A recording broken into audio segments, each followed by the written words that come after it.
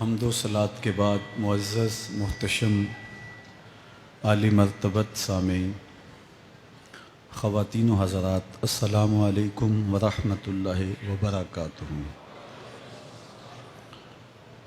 27ویں شب ہے رمضان المبارک کی۔ اللہ نے زندگی میں ایک بار پھر عطا کی۔ اللہ ان گھڑیوں کے وسیلے سے ہمارے گناہ معاف فرما دے۔ لیلۃ القدر اپنے دامن میں اتنی رحمتیں رکھتی ہیں کہ اس امت کے سارے گناہ گاروں کی بخشش کے لیے کافی ہے۔ اس رات میں روح الامی اترتے ہیں،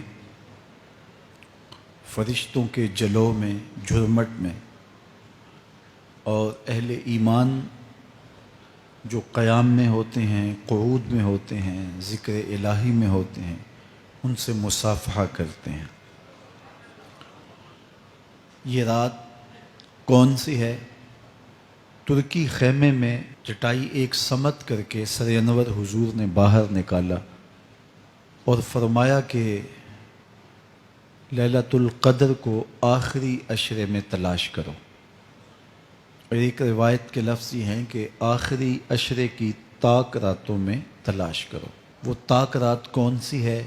اس کو مخفی رکھا گیا۔ حضرت ابی بن کعب رضی اللہ تعالی عنہ صحابی رسول ہیں، فرماتے ہیں میں قسم کھاتا ہوں کہ وہ رات 27ویں شب ہے۔ حضرت بایزید بسطامی علیہ رحمہ فرماتے ہیں مجھے زندگی میں یہ رات 2 بار ملی ہے اور دونوں بار 27ویں شب ہی تھی۔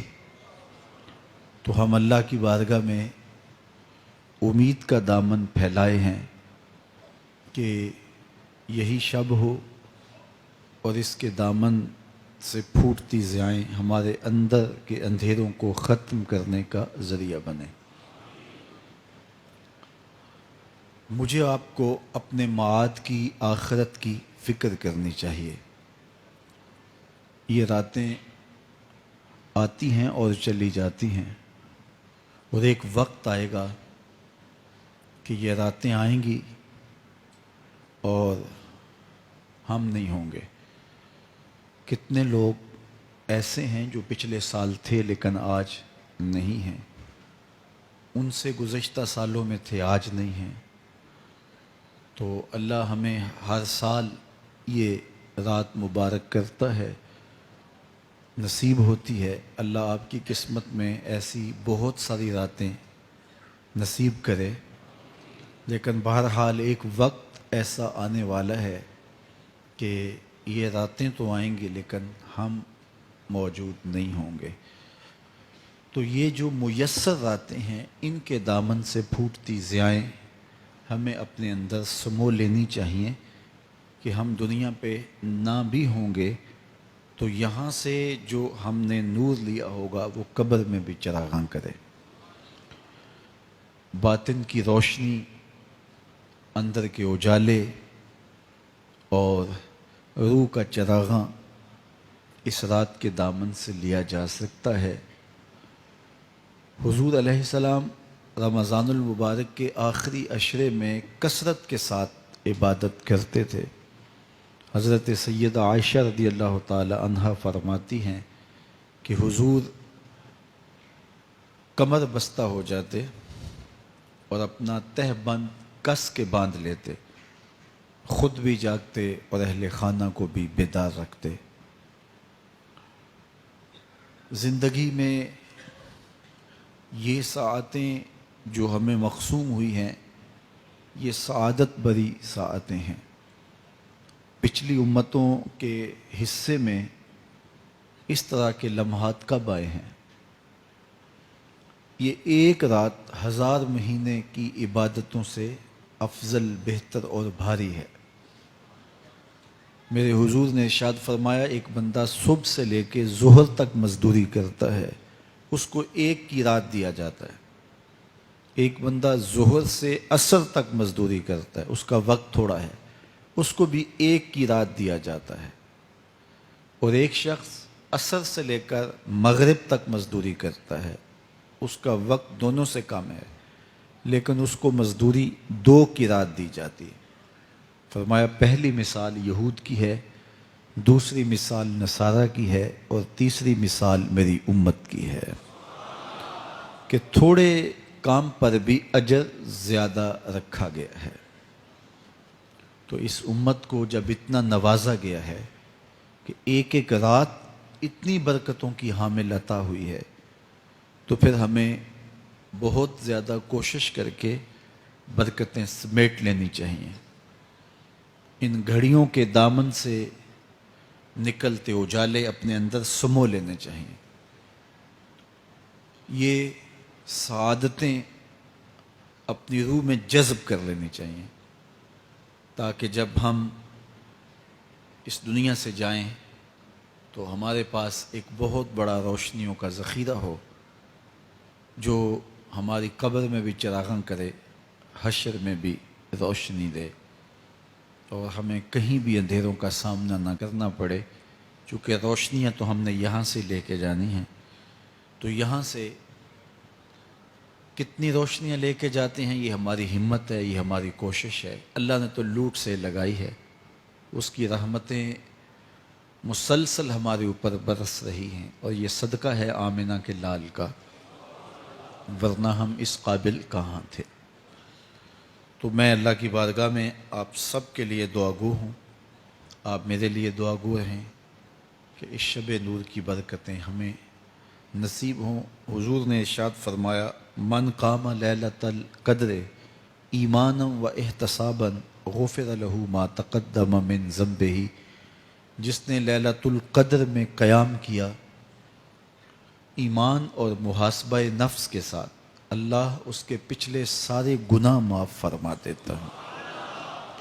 ام المومنین سیدہ عائشہ رضی اللہ تعالیٰ عنہ فرماتی ہیں کہ میں نے عرض کی اے اللہ کے محبوب صلی اللہ علیہ وسلم، اگر میں لیلۃ القدر کو پا لوں تو مجھے پھر کیا دعا مانگنا چاہیے؟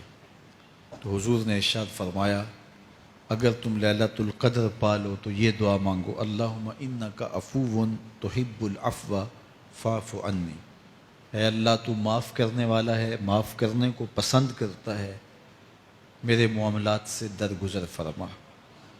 تو اللہ تعالیٰ اس رات کی برکتوں سے ہمیں اپنی پناہ میں، امان میں، حفاظتوں کے حصار میں رکھے۔ ہر سال لیلۃ القدر کے موقع پر اور شب برات کے موقع پر دور و نزدیک سے آنے والے سامعین کو کتاب اللہ سے کچھ ضروری مضامین پیش کرنے کی سعادت پاتا ہوں، چونکہ مجھے پتہ ہے کہ یہاں آنے والے لوگ بڑی دور دور سے آتے ہیں اور اپنے محلوں کو، اپنی بستیوں کو، اپنے شہروں کو چھوڑ کے یہاں پہنچتے ہیں، تو ان کا ایک لمحہ بھی ضائع نہ ہو، ان کی ایک ایک ساتھ کی قدر کی جائے، اور ان کو با مقصد باتیں جو ان کی پوری زندگی میں ان کے لیے نفع کا سبب ہوں، ان کو یہاں سے دی جائیں۔ تو قرآن مجید سے بہتر اور کیا پیغام ہو سکتا ہے؟ تو انشاءاللہ آج آپ کے سامنے کتاب اللہ سے ایک مضمون رکھوں گا، اللہ کتاب و سنت کے اجالوں سے ہمارے من کے سارے اندھیرے اور ظلمتیں دور کر دے۔ سورہ القیامہ میرا آج کا مضمون ہے، جو 40 آیات پر مشتمل ہے۔ سورۃ القیامہ قیامت کے اس بات اور اس کے ہولناک منظر کی عکاسی پر مشتمل ہے۔ معاد کا یقین ہماری زندگی میں نظم پیدا کرتا ہے۔ اگر کسی قوم کو احتساب کا یقین نہ ہو تو اس کی زندگی بے ربط ہو جاتی ہے، لوٹ مار کا بازار گرم کر لیتا ہے کہ مجھے کون پوچھنے والا ہے۔ لیکن جس قوم میں احتسابی عمل مضبوط ہو وہاں لوٹ مار کا بازار گرم نہیں ہو سکتا۔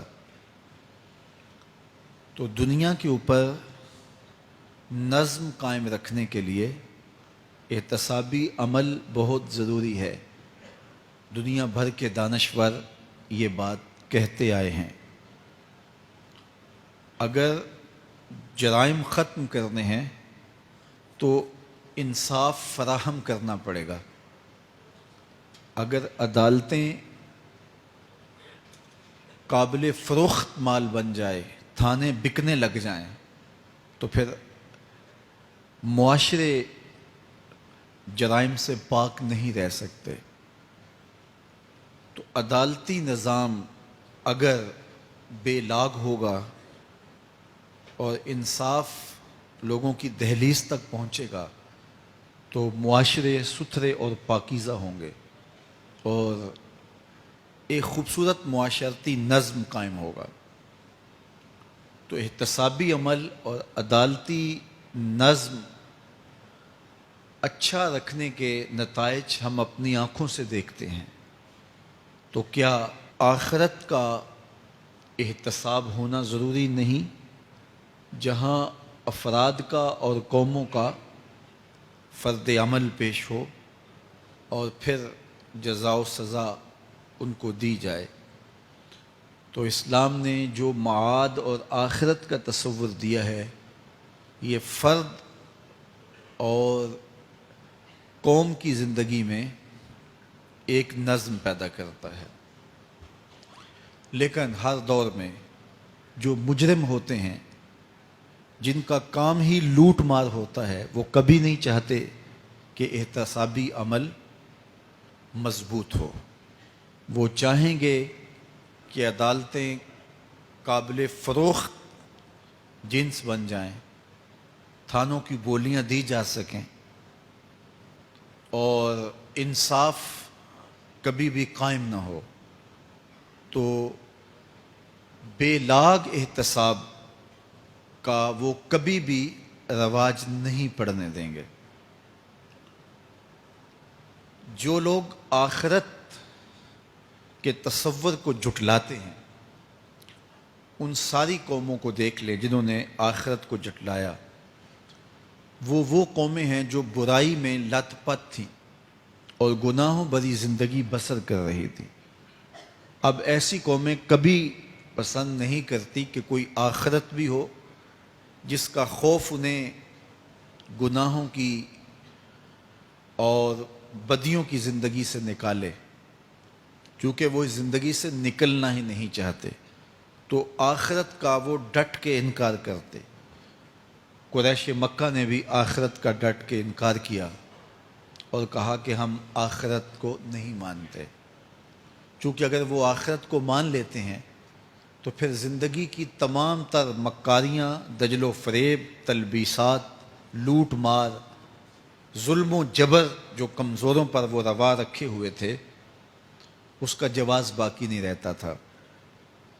تو اس لیے انہوں نے اس کا ڈٹ کے انکار کیا۔ قرآن مجید کی جتنی بھی مکی صورتیں ہیں ان میں آخرت کا اس بات کیا گیا ہے اور معاد کو ثابت کرنے کے لیے دلائل دیے گئے ہیں۔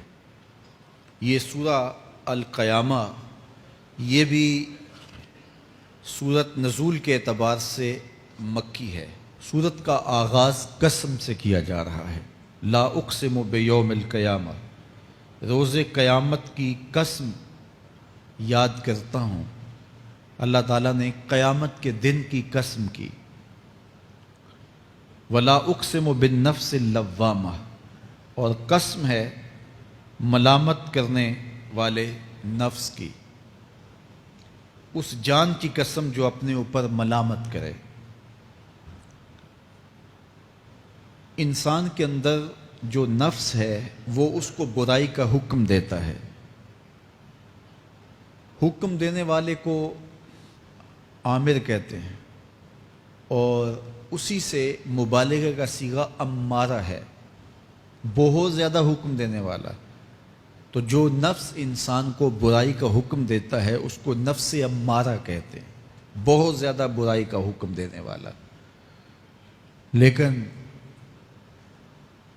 اللہ تعالیٰ جل شانہ دین کی برکت سے جب نفس کی اصلاح کرتا ہے تو نفس امارہ نفس لوامہ بن جاتا ہے، جو ملامت کرتا ہے، برائی پر بندے کو روکتا ہے. اندر ایک جنگ چلتی ہے، بندہ گناہ کرتا ہے لیکن اندر اس کا نفس اس کو ملامت کرتا ہے کہ تم غلط کر رہے ہو. تو اندر جو جنگ چل رہی ہوتی ہے، نفس ملامت کر رہا ہوتا ہے، گناہ بھی چل رہا ہوتا ہے، تمام عمر طوفان سے کھیلتے گزری، نیا کے ڈوبنے کا ڈر بھی رہا. تو یہ اندر جو کھینچا تانی ہے، ملامت اور گناہ، پھر توبہ بھی ہوتی ہے، پھر گناہ بھی سرزد ہو جاتے ہیں. تو یہ نفس لوامہ جو گناہ سے بندے کو روکتا ہے، اللہ تعالیٰ جل شانہ نے اس نفس لوامہ کی قسم کی ہے کہ مجھے قسم ہے انسان کے نفس لوامہ کی، جو اس کو برائی سے روکتا رہتا ہے اور خیر کی طرف اس کو بلاتا رہتا ہے. تو قیامت کی قسم کی اور نفس لوامہ کی قسم کی. اور جب نفس مزید ترقی کرتا ہے اور پھر اندر نیکی کی قوتیں پنپتی ہیں تو ایک وقت آتا ہے کہ پھر انسان نیکی ہی کے ماحول میں جینا شروع کر دیتا ہے.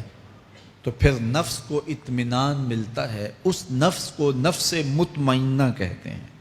اور جب نفس مطمئنہ بن جائے تو قیامت کے دن اللہ تعالیٰ جل شانہ آواز دے گا کہ میرے لیے گناہوں کو چھوڑنے والے آجا، تیرا رب تیرا منتظر ہے. سورہ الفجر میں ارشاد فرمایا، یا ایتھا النفس المطمئنہ ارجعی الی ربک راضیۃ مرضیہ فادخلی فی عبادی وادخلی جنتی.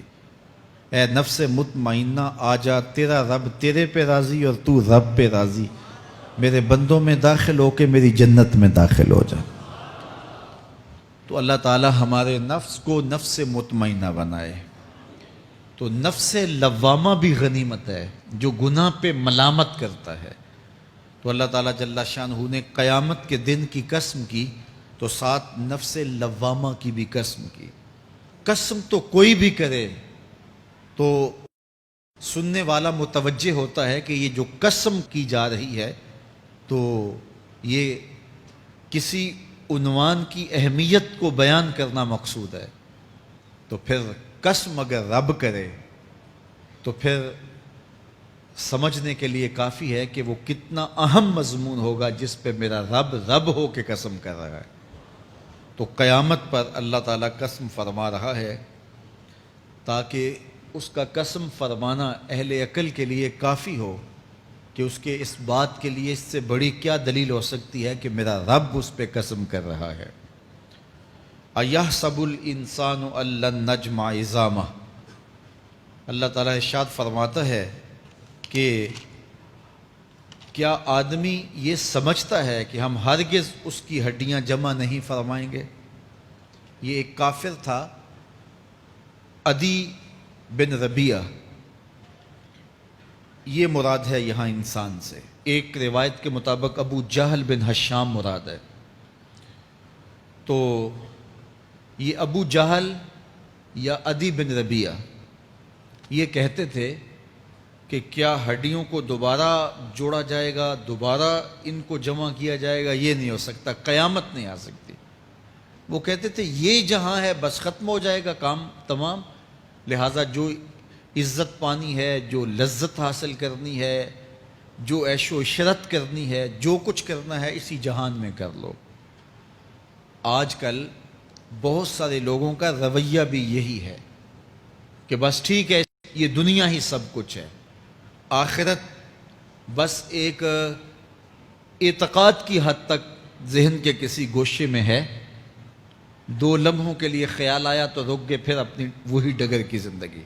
لیکن آخرت جب تیقن کی اس منزل تک پہنچ جائے پھر انسان کہ اعمال کے اندر خود بخود جو ہے وہ نظم پیدا ہو جاتا ہے کہ چونکہ میں اللہ کے حضور پیش ہونا ہے اور ایک ایک عمل کا میں نے حساب دینا ہے۔ تو آخرت کے بارے میں یقین کی کمزوری انسان کو جو ہے وہ گناہوں کی دلدل میں پھنسا دیتی ہے۔ اس لیے آخرت کا یقین یہ بہت ضروری ہے تاکہ ہماری زندگی میں نظم پیدا ہو اور ہم اللہ کے حضور جھکنے والے، اس کے شکر گزار بندے، اس کی اتباع کرنے والے بنیں۔ تو اب وہ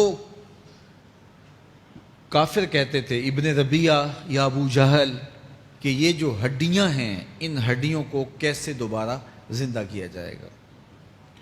نضر بن حارث ایک کافر تھا، وہ کہیں سے قبرستان سے پرانی ہڈی اٹھا لایا اور وہ اتنی بوسیدہ تھی کہ ہاتھ کے لمس سے ٹوٹ ٹوٹ کے گرتی تھی، اور حضور کے پاس آ کھڑا ہوا اور آ کے کہنے لگا کہ کیا ان ہڈیوں کو دوبارہ زندہ کیا جائے گا؟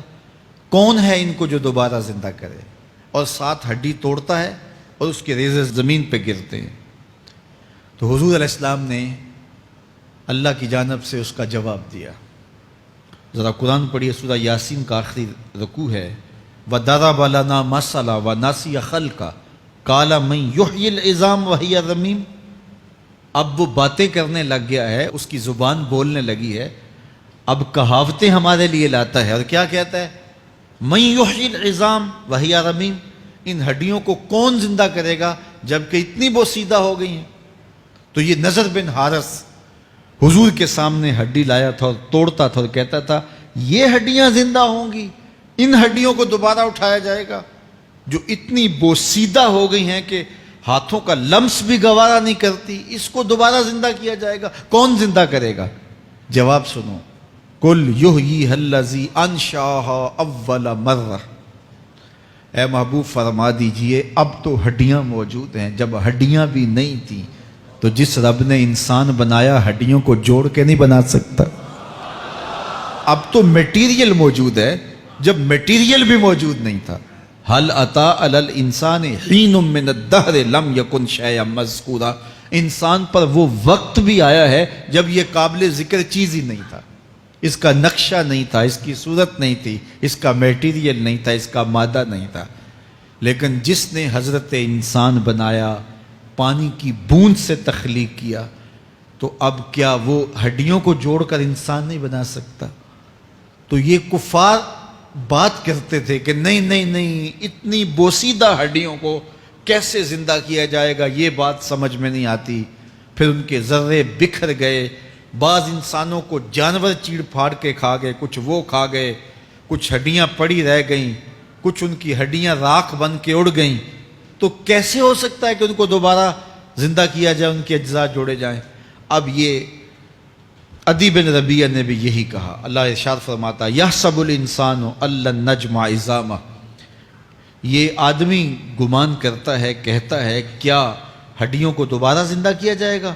اللہ فرماتا ہے کیوں نہیں، ہم اس بات پہ قادر ہیں کہ اس کے انگلیوں کے پور پور کو دوبارہ کھڑا کر دیں، اور اس کے اجزاء جو بکھرے ہوئے ہیں ان کو ہم اکٹھا کر کے دوبارہ ان کو جوڑ دیں، ہمارے لیے کوئی مشکل نہیں ہے۔ لیکن یہ اس کا خیال ہے کہ ہڈیوں کو کیسے جوڑا جائے گا، لیکن سورہ یاسین میں جو دلیل دی اس پہ کس قدر جو ہے وہ اشش کرنے کو جی چاہتا ہے۔ فرمایا کہ قُلْ يُحْيِيهَا الَّذِي أَنشَأَهَا أَوَّلَ مَرَّةٍ، یہ کہتے ہیں یہ ہڈیاں کون جوڑے گا؟ کہا جب ہڈیاں بھی نہیں تھی، جس نے ہڈیاں بنائی اس کے لیے جوڑنا کیا مشکل ہے؟ تو یہ عجیب تم نے بات کی۔ تو اللہ تعالیٰ جل شانہ قیامت کے دن ہمارے وجود دوبارہ اٹھائے گا اور اپنے حضور بندوں کو کھڑا کرے گا اور ان سے سوال پوچھے گا۔ یہ نہیں ہے کہ جو مرضی کرتے گئے، ایک آدمی نے ظلم کیا، جبر کیا، زیادتیاں کی، لوگوں کا حق لوٹا، لوگوں کا مال غصب کیا، عزتیں پامال کی، اور اتنا مؤثر تھا کہ عدالتیں وہ خرید لیتا تھا، کچہریاں وہ خرید لیتا تھا، پولیس وہ خرید لیتا تھا، کوئی اسے پوچھنے والا نہیں تھا، اس کی بات چلتی تھی، اس کا فون چلتا تھا، اس کا رکا چلتا تھا، عیش و عشرت کی زندگی گزاری اور مر گیا، ہزاروں کے حق غصب کر کے، ہزاروں کا مال ہڑپ کر کے، لوگوں کی آبروئیں لوٹ کے مر گیا اور قبر میں چلا گیا، بس قصہ ختم۔ اب نہ وہ اٹھے گا، نہ اس سے حساب لیا جائے گا۔ تو پھر انصاف کہاں گیا؟ ایک عدالت ایسی ہونی چاہیے کہ جس عدالت میں اس کو بھی پکڑا جائے اور ٹکٹکی پہ باندھا جائے کہ دنیا پر تو کسی نے تجھے پکڑا نہیں، آ اس عدالت میں تیرے خلاف سلطانی گواہ بھی موجود ہیں اور تجھے گناہوں کا، جرم کا بدلہ بھی دیا جائے گا، اور منصف جو ہے وہ انصاف کرے اور ان مظلوموں کو کھڑا کیا جائے کہ دنیا پر تو تمہاری داد رسی کسی نے کی، اس دربار میں تمہاری پوری پوری داد رسی کی جائے گی۔ عقل مانتی ہے کہ ایک ایسا دربار ہونا چاہیے، ایسا احتسابی عمل ہونا چاہیے، ایک ایسی عدالت لگنی چاہیے کہ جس کا کہیں جسے انصاف نہیں ملا اس کو وہاں جا کے انصاف ملے، اور وہ دن قیامت کا دن ہے۔ اس کا یقین زندگی میں نظم پیدا کر دیتا ہے اور تھر تھر بدن کانپتا ہے کہ آج اگر ہم مؤثر بھی ہو جائیں اور کسی کے سامنے جواب دے نہ ہوں، لیکن ایک عدالت تو ہے جہاں ہم نے جواب دہ ہونا ہے اور اپنے ایک ایک عمل کا حساب دینا ہے۔ تو اللہ ارشاد فرماتا ہے کہ اس عدالت کے سامنے تم نے پیش ہونا ہے، تمہارے جوڑ جوڑ کو اللہ تعالیٰ دوبارہ کھڑا کرے گا اور اس کو دوبارہ تخلیق کرے گا اور پیدا کرے گا، اور تم دوبارہ کھڑے ہو جاؤ گے، اس کے حضور پیش ہوگے۔ بل یرید الانسان لیفجر امامہ، بلکہ آدمی چاہتا ہے کہ اس کی نگاہ کے سامنے بدی کرے۔ استغفر اللہ۔ یہ ایک ظالم کافر تھا، وہ حضور کی خدمت میں آیا، کہنے لگا میں نہیں مانتا قیامت آئے گی۔ حضور نے اس کو دلائل دیے، تو جب دلائل کے سامنے بے بس ہو گیا تو کہنے لگا کہ جس قیامت کی آپ بات کرتے ہیں وہ قیامت آ بھی گئی تو میں نہیں مانوں گا۔ اللہ اکبر۔ تو وہ انکار کرنے والوں کی انتہا ہوتی ہے، اور ذرا دیکھیے وہ کیا بول رہا ہے، بل یرید الانسان لیفجر امامہ۔ اس کی سرکشی دیکھیے، اس کا تمرد دیکھیے۔ وہ کہتا ہے اچھا اگر قیامت قائم ہوئی تو یہ گناہ، یہ جرم، یہ بدی، یہ بدکاریاں، یہ ظلم جو میں کرتا ہوں، یہ بدکاریاں رب کے سامنے کروں گا۔ کیسی ڈٹائی ہے، مذاق اڑاتا ہے، تمسخر اڑاتا ہے آخرت کا۔ کہتا ہے جو بدیوں کا کاروبار میں نے گرم کیا ہے، جو بدکاریاں میری زندگی کا معمول ہیں، جو دادے عیش دیتا ہوں، جو عزتوں کو پامال کرتا ہوں، جو غریبوں کے پنجے توڑتا ہوں، جو لوگوں کا حق غصب کرتا ہوں، جو برائیاں کرتا ہوں، اگر قیامت قائم بھی ہو گئی تو میں یہ سارے جرم رب کے سامنے کروں گا، پھر وہ مجھے پکڑ کے دکھائے۔ اللہ اکبر۔ یسأل ایان یوم القیامہ۔ پھر پوچھتا ہے اچھا قیامت کب آئے گی؟ یہ تمسخر کے طور پہ پوچھتا ہے، لاؤ نہ قیامت، کب آئے گی قیامت؟ میں جرم رب کے سامنے کرنا چاہتا ہوں۔ اللہ اکبر۔ اب جواب سنیے۔ اب لفظوں کا ترجمہ اس زور سے کیا ہی نہیں جا سکتا جس زور کے لفظ ہیں۔ وہ کہتا ہے قیامت کب آئے گی؟ میں تو یہ جرم رب کے سامنے کرنا چاہتا ہوں، کوئی قیامت نہیں ہے، مذاق اڑاتا ہے۔ قیامت کب آئے گی؟ آواز آئی فَإِذَا بَرِقَ الْبَصَرُ وَخَسَفَ الْقَمَرُ وَجُمِعَ الشَّمْسُ وَالْقَمَرُ۔ جب قیامت آئے گی تو آنکھیں چندھیا جائیں گے، چاند بے نور ہو جائے گا، سورج اور چاند اکٹھے ہو جائیں گے۔ یقول الانسان یومئذ این المفر۔ آج جو کہتا ہے کہاں ہے قیامت، اس دن بھاگتا پھرے گا، کوئی پناہ گاہ ہو بتاؤ، کوئی ہے ٹھکانہ چھپنے کا، کوئی پناہ گاہ ہے؟ کلا لا وزر۔ آواز آئے گی کوئی ٹھکانہ نہیں ہے، آج کوئی ٹھکانہ نہیں ہے۔ الی ربک یومئذ المستقر۔ اگر ٹھکانہ ہے تو صرف رب کے پاس ہے، انہیں ٹھکانہ ملے گا جو رب کے بندے ہیں اور اس کی دہلیز پہ آنے والے ہیں۔ یُنَبَّأُ الْإِنسَانُ یومئذ بما قدم وأخر۔ اللہ تعالیٰ اس دن بتا دے گا جو آگے بھیجا اور وہ بھی بتا دے گا جو پیچھے چھوڑا۔ ایک ایک چیز تشت ازبام ہو جائے گی۔ یوم تبلی السرائر فما لہ من قوت ولا ناصر۔ اللہ فرماتا ہے سارے راز کھل جائیں گے، جو بند کمروں میں جرم کیے، دادے عیش دیتا رہا، وہ بھی کھل جائیں گے، اور پھر کوئی طاقت نہیں ہوگی، کوئی زور نہیں ہوگا، کوئی زر نہیں ہوگا جو اس کو بے نقاب ہونے سے بچا سکے۔ اے داور حشر میرا نامہ اعمال نہ پوچھ، اس میں کئی پردہ نشینوں کے بھی نام آتے ہیں۔ تو وہ کتنا سخت دن ہوگا۔ ارشاد فرمایا جائے گا کہ جو آگے بھیجا، جو پیچھے چھوڑا، جو جرم کرتا رہا، جو نیکیاں کی، جو برائیاں کی، سب کچھ تشت ازبام ہو جائے گا۔ بل الانسان علی نفسہ بصیرہ۔ بلکہ آدمی خود اپنے حال پر اچھی طرح خود آگاہ ہے. ہم اسے نامہ اعمال کے دفتر دیں گے جہاں سب کچھ لکھا ہوگا.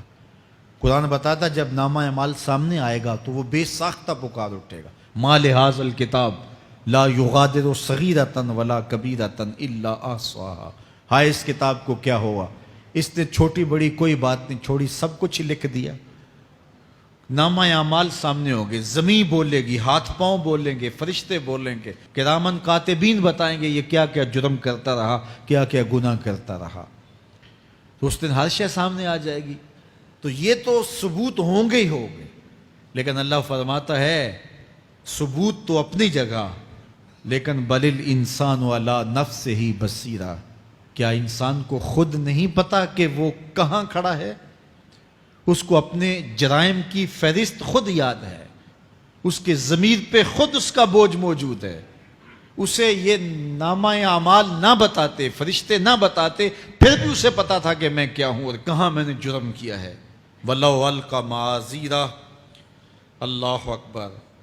اگر اس کے پاس جتنے بہانے ہوں سب لا ڈالے، جب بھی کوئی اس کا بہانہ نہیں سنا جائے گا.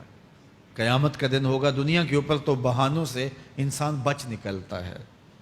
کوئی جھوٹ بول لیا، کوئی جھوٹا گواہ پیش کر دیا، کوئی مکر کر لیا، کوئی رشوت چل گئی، کوئی سفارش کام آ گئی، کوئی بہانہ تراش لیا، بات کو توڑ موڑ کے پیش کر لیا.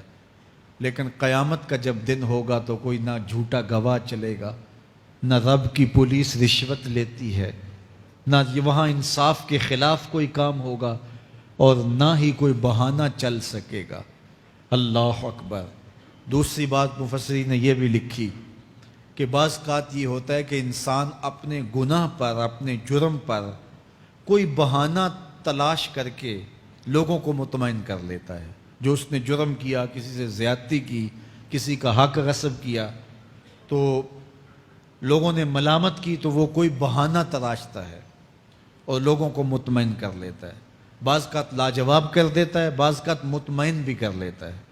وہ لوگوں کو تو مطمئن کر لیتا ہے لیکن وہ خود مطمئن نہیں ہو سکتا. جس نے جرم کیا ہوتا ہے، جرم اس کو اندر سے ڈستا رہتا ہے، اس کا ضمیر اس کو ٹھوکریں مارتا رہتا ہے، اندر کی بے چینی اسے تنگ کرتی رہتی ہے. اگرچہ وہ دلائل سے، مکر و فریب سے، باتوں کو توڑ موڑ کے عذر کر لیتا ہے، کوئی بہانہ بنا لیتا ہے، لیکن اس کے باوجود اس کے اندر کوئی چین، اندر کوئی اطمینان نہیں ہوتا. اللہ اکبر. تو مجرم بے چین رہتا ہے. آج ہماری بے چینیوں کا ایک سبب ہمارا مالک کی دہلیز سے منہ موڑنا اور بہت سارے دیدہ نادیدہ گناہوں کا ارتکاب کرنا ہے. جب ہم سے سستیاں ہو جاتی ہیں، کوتاہیاں ہو جاتی ہیں، تو وہ گناہ ہمارا پیچھا نہیں چھوڑتے اور ہمیں بے چین اور مضطرب رکھتے ہیں. تو بعض اوقات جو ہے وہ ہم کہتے ہیں کہ پتہ نہیں بے چینی کیا ہے. بے چینی گناہوں کی ہے. گناہ طبیعت میں بے چینی پیدا کر دیتا ہے، سکون نہیں آنے دیتا. اطمینان کی دولت چھن جاتی ہے جب کوئی شخص گناہ کرتا ہے. اور یہ لازمی نہیں ہے کہ وہ کسی کا حق غصب کرے، اس نے کسی کی عزت ہی پامال کی ہو، اس نے کسی کی آبرو پہ حملہ کیا ہو. اگر نماز چھوڑی ہے تو بے چینی یہ بھی کم نہیں ہے، یہ رب کی نافرمانی ہے. اگر اس کی نظر بھٹکی ہے تو یہ بھی کم بے چینی نہیں دیتی. اگر اس کا خیال بہکا ہے، اس نے زبان سے کسی کو دکھ دیا ہے، اس نے کسی کے لیے سب و شتم کا انداز اختیار کیا ہے، گالی گلوچ کا رنگ اختیار کیا ہے، تو پھر کیا ہوا کہ یہ بے چینی اندر کو توڑتی رہتی ہے. انسان چلتا پھرتا ہے لیکن اسے طمانیت نہیں ملتی، اسے سکون نہیں ملتا. سکون کب ملے گا؟ سکون تب ملتا ہے جب کسی سے زیادتی کی ہو تو اس سے جا کے معافی مانگ لی جائے اور اس لجاجت کے ساتھ معافی مانگی جائے کہ وہ مجبور ہو جائے معاف کرنے پہ، تو پھر اندر طمانیت اتر جاتی ہے. اگر رب کی نافرمانیاں کی ہیں تو لیلۃ القدر کے دامن میں اس سے معافی مانگ لو، اتنی لجاجت سے معافی مانگو، اس قدر رو کے معافی مانگو، ترلے منت پہ اتر آؤ، ہاتھ جوڑو، آنسو بہاؤ، چیخو، چلاؤ، رو، اس کی دہلیز سے لپٹ جاؤ، اس سے اپنے گناہوں کی معذرت کرو. جب مالک نے معاف کر دیا اندر کی ساری بے چینیاں مٹ جائیں گی, دل کو قرار مل جائے گا, دل کو تسکین نصیب ہوگی. تسکین اس کی دہلیز سے تمہیں ملے گی. یہ اندر سے پھوٹتی ہے, باہر سے نہیں آتی ہے. تسکین کے قافلے اندر ہی اترتے ہیں, اندر سے اس کے سوتے پھوٹتے ہیں, اس کے چشمے پھوٹتے ہیں. ہم باہر سے ڈھونڈتے ہیں, باہر سے تسکین نہیں ملتی, یہ اندر سے آئے گی. اس لیے اس دل کے اوپر لگے ہوئے میل کچیل کو, غلاظت کو دور کر لو اور کھرچ دو دل کے اوپر پڑے ہوئے جتنے بھی زنگ ہیں. تو پھر نتیجہ کیا ہوگا؟ دل ستھرا ہوگا, مصفا ہوگا, مزکا ہوگا, تو پھر دل پر نور ہوگا. تو پھر آپ کو زندگی گزارنے کا لطف اور سرور اور مزہ آنے لگ جائے گا. تو انسان جب دلیلیں تراشتا ہے اس سے ایک بعض اوقات اپنے آپ کو بھی مطمئن کرنے کی کوشش کرتا ہے, اوروں کو بھی مطمئن کر لیتا ہے, لیکن حقیقت میں اطمینان نہیں ہوتا, وہ بے چینی ہوتی ہے. تو اللہ تعالیٰ جل شانہ اس کہانی کو بیان کرتے ہوئے ایک اور مضمون کو بیان کیا, اور یہ بالکل درمیان میں جملہ معترضہ کے طور پہ جو ہے وہ نظر آ رہا ہے کہ بات تو چل رہی ہے, تو اچانک اللہ اپنے محبوب سے مخاطبہ فرماتا ہے اور کیا ارشاد کرتا ہے؟ لا تحرک بہی لسانک لتعجل بہی. تو یہ اچانک بات کیوں آ گئی؟ اصل بات یہ تھی کہ جب وحی نازل ہوتی تو آقا کریم علیہ السلام ہمہ تن گوش ہو کے اس وحی کو سنتے, پھر اس کو محفوظ کرنے کی فکر ہوتی کہ جو میں نے سنا ہے وہ اچھی طرح مجھے یاد ہو جائے. اور پھر آقا کریم علیہ السلام کی تیسری فکر یہ ہوتی کہ اس کے جو معارف ہیں, اسرار ہیں, اور اس کے جو ثمرات ہیں, اس کی جو تفصیلات اور نکلنے والے اس کے نتائج ہیں, وہ بھی اچھی طرح جو ہے وہ میں سمجھ پاؤں. تو یہ تین مشقتیں بیک وقت حضور گوارا کر رہے ہوتے. اب قیامت کا ہولناک منظر جو پیش کیا گیا, اور پھر انسان جب اپنے رب کی نافرمانی کرتا ہے تو جو اس کا حال ہوتا ہے, تو یہ سارے مضامین کو اللہ کے محبوب سن رہے تھے. حضور کے قلب اطہر پر گرانی آئی, اور میرے رب کو کیسے گوارا تھا. جو حضور سن رہے تھے جلدی جلدی اس کو زبان پہ لانا چاہ رہے تھے تاکہ وہ اچھی طرح ازبر ہو جائے, لیکن اللہ نے محبوب کی اس مشقت کو دیکھا تو فرمایا لا تحرک بہی لسانک لتعجل بہی. محبوب آپ اپنی زبان کو جنبش نہ دیں, آپ جلدی کرتے ہیں تاکہ وہ جو میں نے سنا ہے وہ میری زبان پہ آ جائے. ان علینا جمعہ و قرآن, یہ ہمارے اوپر ہے, ہم آپ کے دل میں جمع بھی کریں گے. جو آپ کو سکھایا ہے وہ آپ کو یاد بھی رہے گا, وہ آپ بھول نہیں سکیں گے.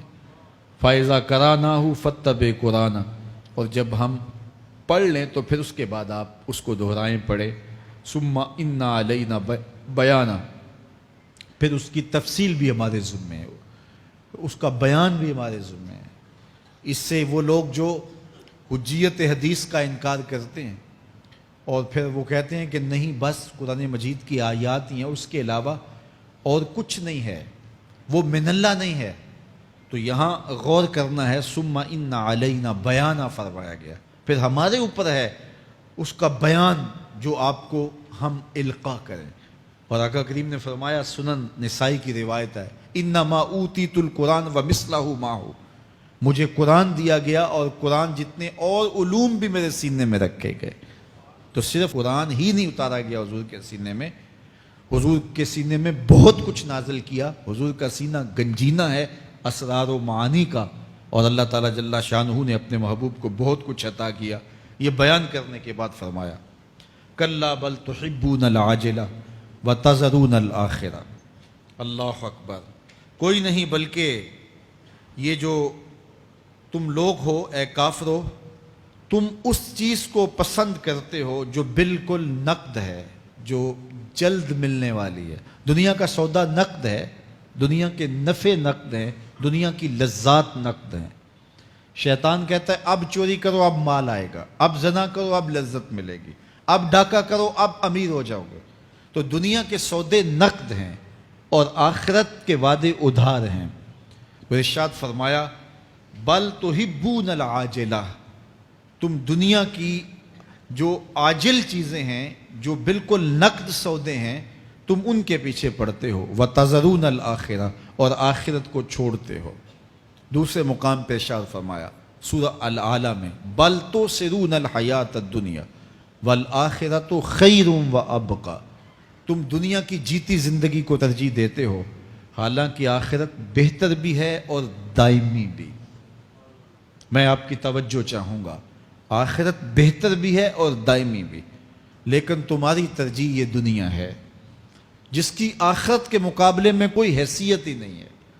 حضور نے ارشاد فرمایا، اگر کسی کو جنت میں ایک کوڑا رکھنے کی جگہ مل جائے، ایک ڈنڈا رکھنے کی جگہ مل جائے، دنیا و ما فیہا کی دولتوں سے وہ زیادہ قیمتی ہے۔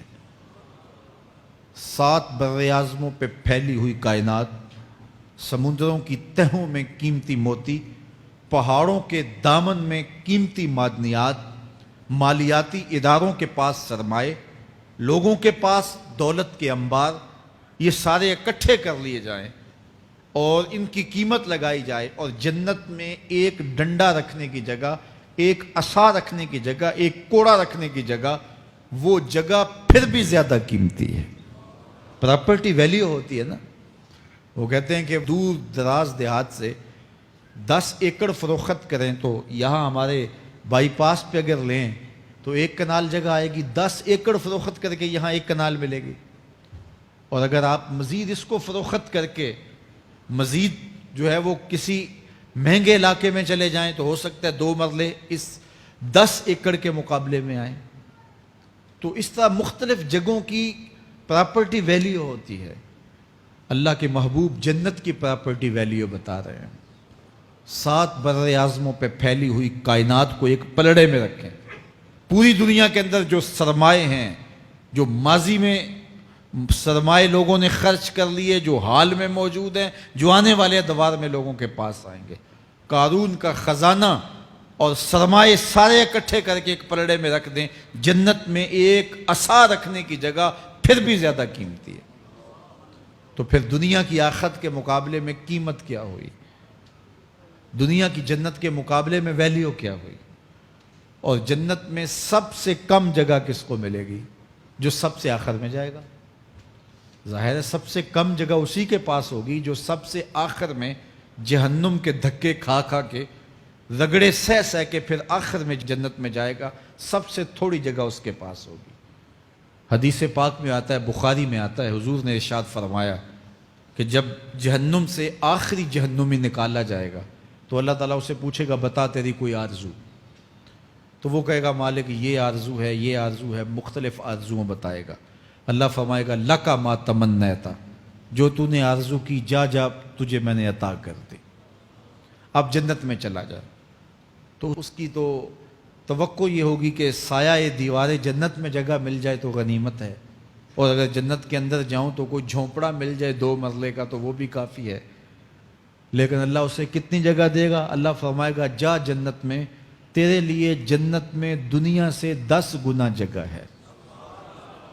7 بر اعظموں کو 10 سے ضرب دے تو کہا کہ دنیا سے 10 گنا جگہ تیرے لیے۔ اس کو یقین ہی نہیں آئے گا، وہ کہے گا، اتسخر وانت الملک، میرے رب تو بادشاہ ہو کے مجھ سے مذاق کر رہا ہے؟ اللہ فرمائے گا، نہیں، تیرے لیے 10 گنا جگہ ہے، اور اس کے لیے 10 گنا جگہ ہوگی جو سب سے آخر میں جنت میں جائے گا۔ میں آپ کی توجہ چاہوں گا، جو آخری جنتی ہے اس کے پاس کتنی جگہ ہوگی، کتنی پراپرٹی ہوگی؟ آج تو 2، 10، 20، 50 مربع کسی کے پاس ہوں تو وہ اتراتا ہوا چلتا ہے کہ میں اتنا بڑا ذمہ دار ہوں۔ جنت میں آخری جنتی کی جگہ کتنی ہوگی؟ دنیا سے 10 گنا جگہ۔ تو داتا گنج بخش علی حجویری کی جاگیروں کا عالم کیا ہوگا؟ بابا فرید الدین گنج شکر کی جاگیروں کا عالم کیا ہوگا؟ پھر اصحاب رسول کی جاگیروں کا عالم کیا ہوگا؟ قیمتی کتنی جگہ کہ ایک ڈنڈا رکھنے کی جگہ مل جائے، دنیا و ما فیہا سے وہ قیمتی، اور وہ قیمتی جگہ دنیا سے 10 گنا جگہ اس کو دی جائے گی جو سب سے آخر میں جائے گا۔ تو مجھے بتائیے، اس سے بڑا بے وقوف کوئی ہے جو آخرت کو برباد کر کے دنیا کا سودا کرتا ہے؟ بل تؤثرون الحیات الدنیا والآخرۃ خیر وابقی، کہا آخرت بہتر بھی ہے اور دائمی بھی ہے، نہ ختم ہونے والی زندگی ہے۔ تو یہاں بھی ارشاد فرمایا، کلا بل تحبون العاجلہ وتذرون الآخرہ، تم نقد کے پیچھے دوڑتے ہو، آخرت جو ادھار ہے اس کی پرواہ نہیں کرتے ہو۔ یہ نقد تمہیں مل بھی جائے، پہلی تو بات ہے ملتی نہیں ہے، دنیا تمہارے آگے بھاگتی ہے اور تم پیچھے بھاگ رہے ہو۔ کچھ حصہ تمہیں مل بھی گیا تو وہ کتنے سالوں کے لیے؟ 60 سال 70 سال، یہ تو بڑی لمبی زندگی ہیں۔ ہمارے ہاں 45 سال ایوریج نکالی گئی ہے۔ 60 سال بھی کوئی جی لے، 70 سال بھی کوئی جی لے، کیا حیثیت ہے آخرت کے مقابلے میں؟ آخرت کا ایک دن یوم حشر قرآن بتاتا ہے 50,000 سال کا ہوگا۔ 50 سال کا نہیں، 100 سال کا نہیں، 50,000 سال کا ایک دن۔ پھر اس کے بعد نہ ختم ہونے والی زندگی، مینڈے کی شکل میں موت کو بھی ذبح کر دیا جائے گا، موت کو بھی موت آ گئی، اب موت نہیں ہے، نہ ختم ہونے والی زندگی۔ اور جو جنت میں چلا گیا سب سے آخر میں جانے والے کی یہ جائیدادیں۔ تو اصل زندگی تو آخرت کی زندگی ہے۔ کلا بل تحبون العاجلہ وتذرون الآخرہ، یہ تو ایک سودا ہے۔ اب اللہ تعالیٰ ایک اور چیز بتا رہا ہے، ذرا غور کیجئے۔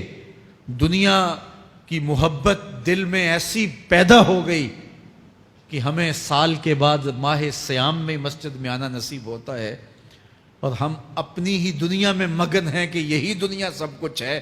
یہ کائنات بھی دیکھو، میرا رب بیان کر رہا ہے، وجوہ یومئذ ناظرہ الی ربہا ناظرہ۔ وہ دن جب آئے گا تو جب بندے اس کے حضور حاضر ہوں گے، جنہوں نے اپنی زندگی حزم و احتیاط سے گزاری ہوگی، رب کی اتباع میں، فرما برداری میں، اس کے حکموں کو پورے کرتے بسر کی ہوگی، پھر ان کو صلہ کیا ہوگا؟ اللہ فرمایا کچھ چہرے ہوں گے جو تر و تازہ ہوں گے، کھل کے گلاب ہو جائیں گے، چہرے منور اور تابہ ہوں گے۔ یہ اتنے کھلے کیوں ہوں گے؟ چہرے گلاب کیوں ہوں گے؟ الی ربہا ناظرہ، اس لیے کہ رب کا دیدار نصیب ہوگا۔ رب کا دیدار نصیب ہوگا تو چہرے کھل جائیں گے اور چہرے شگفتہ ہو جائیں گے، چہرے تر و تازہ ہو جائیں گے۔ یار کوئی پرانا دوست مل جائے اور آپ سخت صدمے کے ماحول میں ہوں تو اچانک اسے دیکھ لیں تو آپ کا چہرہ کھل جاتا ہے اور آپ کا چہرہ گلاب بن جاتا ہے، تو پھر کیا منظر ہوگا؟ دنیا کے تھکے ہوئے لوگ، جنگوں کے ستائے ہوئے لوگ، بدر، احد، حنین اور کربلا کی سختیاں گوارا کیے ہوئے لوگ، تہجد کے اندر لمبا قیام کر کے راتوں کی تنہائیوں کے تھکے ہوئے لوگ، حلال کھایا حرام نہیں کھایا اور دنیا سے پیچھے رہ گئے، دنیا آگے چلی گئی اور یہ حلال کی تلاش میں بظاہر پیچھے رہ گئے۔ گھر والے بھی تانے دیتے ہیں کہ تم تو پیچھے رہ گئے، دنیا کہاں چلی گئی، تمہارے رشتہ دار کہاں چلے گئے۔ تانے اور تان و تشنیع کے برستے تیر سہے ساری زندگی گزار دی۔ دکھوں کے مارے ہوئے یہ شخص جب قیامت کے دن اپنے رب کے حضور جائیں گے تو اللہ رخ انور سے نقاب ہٹا دے گا، پھر کیا ہوگا؟ اللہ کا دیدار ہوگا تو یہ چہرے کھل جائیں گے، ساری تھکن اتر جائے گی، جنم جنم کی ساری تھکن اتر جائے گی اور چہرے شگفتہ گلاب بن جائیں گے۔ اللہ فرمائے گا دیکھو ان کے چہرے کیسے کھلے ہوئے، وجوہ یومئذ ناظرہ الی ربہا ناظرہ۔ یہ تو خوش نصیب لوگوں کے چہرے ہیں۔ ووجوہ یومئذ باسرہ، اور پھر اس دن کچھ منہ بگڑے ہوئے ہوں گے۔ کیسے بگڑے ہوں گے؟ پاؤں میں درد ہو تو چہرے پر بگاڑ ہوتا ہے، پیٹ میں درد ہو تو چہرہ اچھا دکھائی نہیں دیتا، کان میں درد ہو، آنکھ میں درد ہو، سر میں درد ہو تو چہرہ بگڑ جاتا ہے۔ اور ان کے چہرے اتنے بگڑے ہوں گے، کوئی آنے والا خوف طاری ہو تو چہرے بگڑ جاتے ہیں، اور انسان کے چہرے کی ہوائیاں اڑی ہوتی ہیں، اب ان کے چہروں کی ہوائیاں اڑی ہوں گی۔ کیوں؟ قرآن بتاتا ہے تظن ان یفعل بہا فاقرہ، یہ ڈر رہے ہوں گے کہ ہمارے ساتھ اب جو سلوک ہونے والا ہے وہ کمر کی ہڈی توڑ دے گا۔ ہم نے رب کے حکموں کو توڑا، ہم نے پرواہ نہیں کی، ہم سمجھے دنیا میں آئے ہیں تو ہماری دنیا ہے، آوارہ ہوں، خواہشات نفس کے مطابق زندگی گزاریں، آنکھیں بے حیائی میں لگی رہیں، سوچیں آوارگی میں لگی رہیں، کان نغمے سنتے رہے، زبان جھوٹ بکتی رہی، ظلم و جبر کا بازار گرم رکھا، عصمت عزت پامال کرتا رہا، لوگوں کا مال لوٹتا رہا، حق غصب کرتا رہا، کلیجی اور دل چیرتا رہا، لوگوں کو زخمی کرتا رہا، لوگوں کے جذبات سے کھیلتا رہا، پرواہ ہی نہیں کی کہ یہ دنیا ہے، امتحان گاہ ہے، چند دنوں کے لیے آئے ہیں، اللہ کے حضور پیش ہونا ہے، عملوں کا حساب ہونا ہے۔ اب جب وہ دیکھیں گے کہ ہمارے ساتھ کیا ہونے والا ہے تو ان کے چہرے پہلے بگڑ جائیں گے۔ کیوں؟ وہ گمان کریں گے کہ ان کی ریڑھ کی ہڈی توڑ دی جائے گی، ایسے عذاب آئیں گے جس طرح کسی کی ریڑھ کی ہڈی ٹوٹ جائے تو اس کا چہرہ شگفتہ گلاب تو نہیں ہوتا، اس کا چہرہ جو ہے وہ تو کس قدر مرجھایا ہوا ہوتا ہے۔ تو اللہ ارشاد فرماتا ہے اس طرح ان کے چہرے ہوں گے۔ ابھی عذاب آیا نہیں ہے لیکن چہرے پہلے اترے ہوئے ہوں گے، اور جب عذاب کی بھٹی میں ڈالے جائیں گے، اللہ اکبر، اور وہ سخت عذاب، حضور نے جبریل امین سے پوچھا مجھے جہنم کے عذابوں کا ذکر سناؤ۔ عرض کی حضور سب سے ہلکے عذاب کی کہانی سناتا ہوں، اور وہ یہ کہ جہنمی کے پاؤں میں آگ کا جوتا رکھا جائے گا، باقی پورا بدن اس کا سلامت ہوگا۔ یہ سب سے ہلکے عذاب کی کیفیت ہے۔ اب پاؤں میں آگ کا جوتا ہوگا، حدت، گرمی، شدت اتنی ہوگی کہ دماغ پگھل کے ناک اور کانوں کے راستے سے باہر آ جائے گا۔ پاؤں میں رکھے ہوئے جوتے کی گرمی دماغ کو ایسے چڑھے گی کہ وہ پگھل جائے گا اور ناک اور کانوں کے راستے سے باہر آ جائے گا۔ تو اللہ کے عذاب کے خوف سے چہرے بگڑ جائیں گے، حالت سلامت نہیں رہے گی۔ یہ بات ذہن میں رکھیں کہ اللہ جس کو جہنم میں ڈالے گا اس کو اس صورت میں نہیں ڈالے گا، یہ محمدی صورت ہے، یہ شکل اس کی چھین لی جائے گی اور اس کی شکل بڑی کر دی جائے گی۔ اس کا ایک ایک دانت احد پہاڑ جتنا ہوگا۔ احد پہاڑ کا پھیلاؤ 15 کلومیٹر پہ ہے، 15 کلومیٹر کا ایک دانت، اور 32 دانت کتنے ہوں گے تو منہ کتنا بڑا ہوگا۔ اس کو اتنا بڑا اس لیے کیا جائے گا تاکہ وہ عذاب کی تکلیف زیادہ سہے۔ 70 گز موٹی کھال ہوگی، اور کھال جل جائے گی تو اللہ قرآن میں فرماتا ہے ہم نئی کھال دے دیں گے تاکہ عذاب کی تکلیف اس کو گوارا کرنی پڑے۔ پھر چیخے گا، چلائے گا، ہائے مجھے پانی دو، پانی دو، پیاس کی شدت ہے۔ 70 سال تک تو اس کی کوئی آواز ہی نہیں سنے گا۔ 70 سال کے بعد داروغہ جہنم چیخ کر کہے گا کیا مانگتا ہے؟ وہ بولے گا مجھے پانی چاہیے۔ کہا جائے گا تو بے بھی ملتا ہے پانی۔ پھر داروغہ جہنم اسے پانی دے گا، کوکا کولا کی بوتل دے گا یا پیپسی تھما دے گا یا منرل واٹر کی بوتل دے گا؟ نہیں، قرآن بتاتا ہے اسے مائے حمیم دیا جائے گا، کھولتا ہوا پانی، اور وہ اتنا گرم ہوگا جب پینے کے لیے چہرے کے قریب کرے گا اس سے اٹھتی ہوئی بھاپ کی وجہ سے چہرے کی کھال ادڑ کے اس کے اندر گر پڑے گی، لیکن اس کے باوجود اس کو پینا پڑے گا۔ اللہ فرماتا ہے یہ دنیا ہی سب کچھ نہیں ہے، سمجھ لیا یہی سب کچھ ہے، آخرت کو بھول گئے، صبح اٹھے کام پہ چلے گئے، شام آئے آوارگی میں چلے گئے، صدائیں آتی رہیں حی علی الصلاح حی علی الفلاح، کوئی پرواہ نہیں کی، نہ پیشانیوں نے سجدے کیے، نہ سوچوں میں پاکیزگی آئی، زندگی یوں گزار کے چلے گئے۔ ایسے نہیں، کہا ایک وہ ہوں گے جن کے چہرے شگفتہ گلاب ہوں گے، ایک وہ ہوں گے جن کے چہرے بگڑے ہوئے ہوں گے۔ اللہ اکبر، کلا اذا بلغت التراقی، یہ تو قیامت کا منظر ہے نا، قیامت سے قبل بھی ایک منظر ہے، اللہ اس منظر کو بھی بیان کر رہا ہے، کلا اذا بلغت التراقی، ہاں جب جان گلے کو پہنچ جائے گی۔ اے انسان تیرے اوپر وہ گھڑی بھی آنے والی ہے، وہ وقت بھی آنے والا ہے جب سانس اس ہنسلی میں اٹک جائے گا، جب سینے سے بھی سانس اوپر چلی گئی، اب ڈاکٹر بھی لا علاج قرار دے رہے ہیں کہ اب علاج نہیں رہا ہے، جان بس اب نکلنا چاہ رہی ہے، اور کہا جائے گا کوئی جھاڑ پھونک والا بلاؤ، اب ڈاکٹروں نے تو جواب دے دیا، اب سانس اٹک گئی گلے میں، چند لمحوں کی مہمان ہے، اب ڈاکٹروں نے کہا اب ہماری جانب سے لا علاج ہو گیا، اب لے جاؤ اس کو گھر یا وینٹیلیٹر پہ ڈال دیتے ہیں اس کو، بس اب ہماری جانب سے کوئی اس کا علاج نہیں ہے۔ اب گھر والے روتے ہیں، کہتے ہیں کوئی جھاڑ پھونک والا لاؤ، کوئی دم والا لاؤ، شاید وہ کوئی دم کرے تو اس کی جان میں جان آ جائے، ڈاکٹروں نے تو لا علاج قرار دے دیا۔ وَظَنَّ عَنَّهُ الْفِرَاقُ، اللہ فرماتا ہے یہ تو جھاڑ پھونک والے کو ڈھونڈ رہے ہیں، لیکن جس کی سانس یہاں اٹکی ہے وہ سمجھ گیا ہے اب موت آ گئی ہے، اس کو یقین ہو گیا ہے کہ اب موت کے لمحے آ گئے ہیں، اب میں بچ نہیں پاؤں گا، اب آنکھیں تاڑے لگی ہوئی ہیں۔ وَالْتَفَّتِ السَّاقُ بِالسَّاقِ، پنڈلی پہ پنڈلی چڑھ رہی ہے۔ جب موت آ جاتی ہے تو پھر پنڈلی سے پنڈلی لپٹ جاتی ہے، اس کو پھر جدا کرتے ہیں اور جدا کر کے دونوں انگوٹھے باندھ دیتے ہیں تاکہ پنڈلی کے اوپر پنڈلی نہ چڑھے۔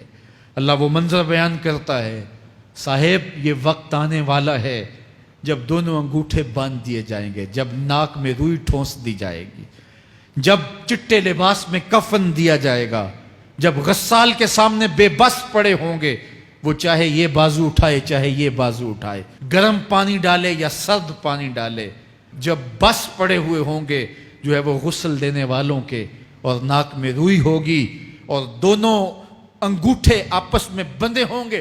یہ محل، یہ ماڑی، یہ کوٹھیاں، یہ بنگلے جس کو سویر شام لگ کے حلال حرام کی تمیز کیے بغیر بنایا تھا، غوث اعظم رضی اللہ تعالیٰ عنہ بولے مکان بنا رہا ہے، بسیں گے اور حساب تو جا کے دے گا، اور یہ تو ایک رات بھی تجھے اس گھر کے اندر نہیں رکھیں گے کہ چلو ایک رات مہمان رکھ لیں، کہتے ہیں نہیں نہیں مہمانوں نے بھی جانا ہے تو جلدی کرو اس کو سپرد کراؤ، وہ تو تیرا لباس بھی پھاڑ کے اتاریں گے، خود غسل دینے کے لیے تیار بھی نہیں ہے، تجھ سے خوف آنے لگا ہے، جاندی واری ڈرونا بنے ہوتے ہاتھ نہ لاندے ڈر دے، جنہ لئی تو پاپ کمائے اج کتھے نہیں تیرے کر دے۔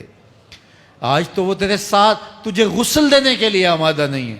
وَالْتَفَّتِ السَّاقُ بِالسَّاقِ، جب پنڈلی پہ پنڈلی چڑھنے لگ جائے گی، إِلَىٰ رَبِّكَ يَوْمَئِذٍ الْمَسَاقُ، اس دن تیرے رب کی طرف ہی لوٹ کے جانا ہے۔ فَلَا صَدَّقَ وَلَا صَلَّىٰ، اس نے نہ تو سچ مانا اور نہ نماز پڑھی، وَلَٰكِنْ كَذَّبَ وَتَوَلَّىٰ، ہاں جھٹلایا اور منہ پھیر کے چل پڑا۔ ثُمَّ ذَهَبَ إِلَىٰ أَهْلِهِ يَتَمَطَّىٰ، پھر اپنے گھر کو اکڑتا ہوا چلا۔ اولا لک فاولا ثم اولا لک فاولا، تیری خرابی آ پہنچی، ہاں تیری خرابی آ پہنچی۔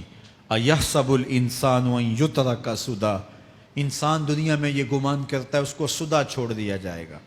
سدا عربی میں ایسے اونٹ کو کہتے ہیں جس کی مہار کسی کے ہاتھ میں نہ ہو، شترے بے مہار، جہاں مرضی جس گھاٹ سے چاہے پانی پیے، جہاں سے مرضی چارہ لے، تو شترے بے مہار کو کہتے ہیں سدا۔ تو یہ انسان بھی گمان کرتا ہے کہ میں بھی سدا ہوں، مجھے کوئی کیوں پوچھے، میرے جذبات پہ کوئی کیوں قدغن لگائے، مجھے کیوں روکے کوئی۔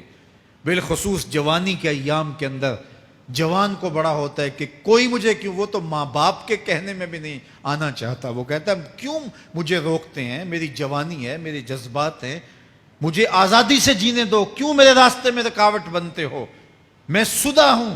اللہ فرماتا ہے نہیں، ایک اونٹ تو سدا ہو سکتا ہے، جس کو میں نے اشرف المخلوقات بنایا ہے اس کو تو سدا نہیں چھوڑوں گا، اس کو تو پابند بناؤں گا حکام کا۔ اب وہ کہتا ہے کہ نہیں نہیں، یہ کیسے دوبارہ اٹھائے جائیں گے؟ اب دوبارہ وہی بات پھر آ گئی، الم یک نطفۃ من منی یمنی، اللہ فرماتا ہے ایک بوند تھی نا، پانی کا ایک قطرہ تھا جو رحم مادر میں رکھا گیا، ثم کان علقہ، پھر وہ پانی کا قطرہ لوتھڑا بنا، فخلق فسوی، پھر اللہ نے اسے پیدا فرمایا اور پھر ٹھیک ہموار کیا، فجعل منہ الزوجین الذکر والانثی، پھر اس سے وہ جوڑ بنائے، کوئی مرد بنایا کوئی عورت بنائی۔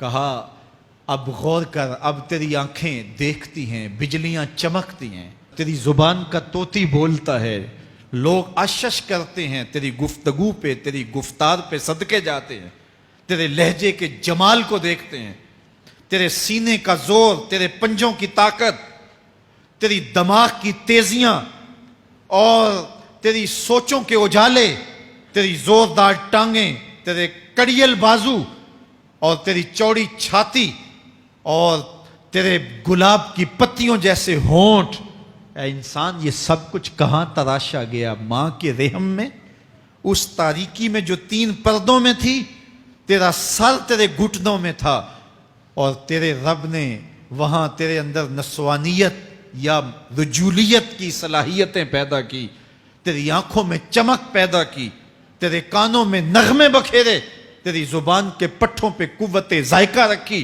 تجھے بولنے کی صلاحیت دی، تیرے پنجوں میں زور رکھا۔ آج تو مفتی شہر ہے، آج تو علامۃ الدہر ہے، آج تو قاضی القضات ہے، آج تو منسٹر ہے، آج تو وزیر اعظم ہے، آج تو پہلوان ہے، آج تو شہزادہ ہے، آج تو بادشاہ ہے، آج تو زوراور ہے۔ آج تیری طاقت کے کیا کہنے، آج شیروں کو تو نچا لیتا ہے، ہاتھیوں کو تو بٹھا لیتا ہے، آج تو بڑا زوراور گھڑ سوار ہے۔ آج تیری طاقت کے کیا کہنے، تو کشتی کرتا ہے، زمانہ دیکھنے آتا ہے۔ آج تیری طاقت کے شوہرے ہیں، تیری عظمت کے تنتنے ہیں، لیکن انسان تو ایک ناپاک قطرہ تھا اور رحم مادر میں تھا۔ تیرے اندر یہ رنگ کس نے بھرے، تیرے کانوں میں نغمے کس نے رکھے، تجھے دماغ کی قوتیں کس نے دی، زبان کو بولنا کس نے سکھایا، آنکھوں میں توانائیاں کس نے رکھیں، تیری زبان کا طوطی بولتا ہے، یہ سلیقے کس نے دیے۔ پھر اللہ فرمایا، کتنا زوردار بیان ہے، الیس ذالک بقادر علی ان یحیی الموتى، جو ماں کے پیٹ میں ایک نطفے کو ایک خوبصورت انسان بنا سکتا ہے، ہڈیوں کو جوڑ کے دوبارہ انسان نہیں بنا سکتا؟ کیا وہ دوبارہ تجھے کھڑا نہیں کر سکتا اپنے سامنے پیش ہونے کے لیے، جس کے حکموں کو تو نے توڑا ہے، جس کے فرامین کا تو نے مذاق اڑایا ہے؟ کیا وہ اتنا ہی بے بس ہے کہ اپنے حضور تجھے جو ہے وہ کھڑا ہی نہیں کر سکتا ہے؟ جس رب نے تجھے ماں کے شکم میں شکل دی، حضرت شیخ فرید الدین عطار بولتے ہیں، سانے کزتی سلاتی می شود، ایسا کاریگر ہے مٹی سے بادشاہ بنا ڈالتا ہے۔ اس نے مٹی سے دارا و سکندر بنائے، اس نے مٹی سے جو ہے وہ رستم و سہراب بنائے، اس نے مٹی سے کیا کیا بنا دیا، جو مٹی سے بادشاہ بنا سکتا ہے، جو نطفہ رحم مادر سے جو ہے وہ شکل اور صورت اور رنگ اور جمال بنا دیتا ہے۔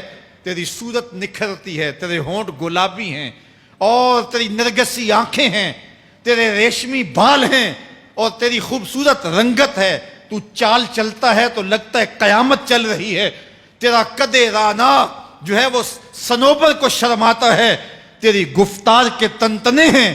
جس نے اتنی خوبصورت شکل ماں کے رحم میں بنائی، کیا وہ ہڈیوں کو جوڑ کے دوبارہ انسان نہیں بنا سکتا؟ وہ دوبارہ انسان بنائے گا اور پھر تجھے اپنے حضور کھڑا کرے گا۔ اور ایک حدیث میں آتا ہے، اللہ بندے کو اپنے حضور کھڑا کرنے کے بعد اپنے سامنے سے ہٹنے نہیں دے گا جب تک 5 سوال نہیں پوچھ لے گا۔ ان عمرہ ہی فیما افنا ہو، اس کی عمر کے بارے میں پوچھے گا، کہاں ضائع کی؟ میں نے تجھے زندگی دی، 60 سال 70 سال 40 سال 50 سال، اس زندگی کو کہاں گزار کے آیا ہے؟ ان شباب ہی فیما ابلا ہو، اس کی جوانی کے بارے میں پوچھا جائے گا، جوانی کہاں گزار کے آیا ہے؟ مجنوں تو نہیں بنا رہا، خواہشات کا اسیر تو نہیں ہو گیا، دیوانوں کی طرح زندگی تو نہیں گزار کے آ گیا؟ تیری جوانی کسی چوک میں تو نہیں گزری، تیری جوانی آوارگی میں تو نہیں گزری، ساری رات سوشل میڈیا کے اوپر گندگی اور غلاظتیں تو نہیں دیکھتا رہا؟ تیری زندگی گزری کہاں ہے؟ تیری جوانی گزری کہاں ہے؟ اگر کوئی جواب نہ ہوا تو پھر کیا جواب دے گا؟ اور وہ کتنا خوش نصیب ہوگا جو کہے گا، مالک میری جوانی سجدوں میں گزری، میری جوانی قیام میں گزری، میری جوانی رکوع میں گزری۔ میرے حضور فرماتے ہیں، سبعۃ یظلھم اللہ فی ظلہ یوم لا ظل الا ظلہ، 7 اشخاص ایسے ہیں قیامت کے دن جب کوئی سایہ نہیں ہوگا، اللہ ان 7 کو اپنے عرش کا سایہ دے گا۔ ان میں سے دوسرا شخص میرے حضور نے بیان فرمایا، وَشَابٌ نَشَأَ فِي عِبَادَةِ اللَّهِ، وہ جوان جس کی جوانی اللہ کی عبادت میں گزری۔ جوانوں، اپنی زندگی کو مالک کی دہلیز پہ لے آؤ۔ جوانی وہی ہے جو مالک کی چوکھٹ پہ گزرے۔ اپنے دل کا تعلق جوڑو، عشق کرنا ہے تو پھر آمنہ کے لال سے کرو، محبت کا رشتہ ان سے جوڑو، تعلق کا ربط ان سے قائم کرو، جوانی کو دین کی راہ پہ ڈالو۔ اللہ اکبر۔ سنو میرے حضور کا فرمان، انا حبیب اللہ، میں اللہ کا حبیب ہوں۔ پھر فرمایا، الشاب التائب حبیب اللہ، جو جوان جوانی میں توبہ کرے وہ بھی اللہ کا حبیب ہے۔ آؤ اللہ کے حبیب بن جاؤ، اللہ کے حبیب بن جاؤ، اللہ کے حبیب بن جاؤ، اللہ کے محبوب بن جاؤ۔ لیلۃ القدر کی گھڑیاں ہیں، رات کا پچھلا پہر ہے۔ اللہ کے حضور یہ عہد کر کے اٹھو، مالک جو زندگی گزر گئی، آئندہ جوانی کا ایک ایک لمحہ تیرے لیے گزرے گا۔ جیوں گا تو تیرے لیے، مروں گا تو تیرے لیے۔ میری ایک ایک سانس تیرے نام وقف ہوئی، میری زندگی کی ایک ایک ساتھ تیرے نام وقف ہوئی۔ میں اپنا سب کچھ تیرے لیے پیش کرتا ہوں۔ میری زندگی کا مالک بھی تو ہے، میری موت و حیات کا خالق اور مالک بھی تو ہے۔ یہ زندگی تو نے دی، تیری امانت ہے، تیرے حضور ہی پیش کرتا ہوں۔ اور لیلۃ القدر کی گھڑیوں میں اس عزم کے ساتھ گھروں کو لوٹو کہ اللہ میری زندگی کا ایک ایک لمحہ تیرے نام ہوا، آنے والے موسم تیرے نام ہوئے، میری جوانی تیرے نام ہوئی، میرے آنسو تیرے نام ہوئے، میری پیشانی تیرے نام ہوئی، میرے دل کی دھڑکن تیرے نام ہوئی، میری صلاحیتیں تیرے نام ہوئی۔ میری زبان بولے گی تو تیری تسبیح بولے گی، تیرے ذکر کے ترانے پڑے گی، میرے کان سنیں گے تو قرآن کے نغمے سنیں گے، میری آنکھیں دیکھیں گی تو مالک تیری قدرت کی نشانیاں دیکھیں گی، تیرے رسول کا روضہ دیکھیں گی، تیرا کعبہ دیکھیں گی۔ مالک میری زبان سچائی کے نور سے مالا مال ہوگی اور میں ساری زندگی تیرے نام کرتا ہوں۔ اور جب آپ اپنی ساری زندگی اللہ کے نام کر دیں گے تو پھر وہ پوری کائنات تمہارے نام کر دے گا۔ کی محمد سے وفا تو نے تو ہم تیرے ہیں، یہ جہاں چیز ہے کیا لوح و قلم تیرے ہیں۔ اللہ آپ سب کو اپنی پناہ میں، امان میں اور حفاظتوں کے حصار میں رکھے۔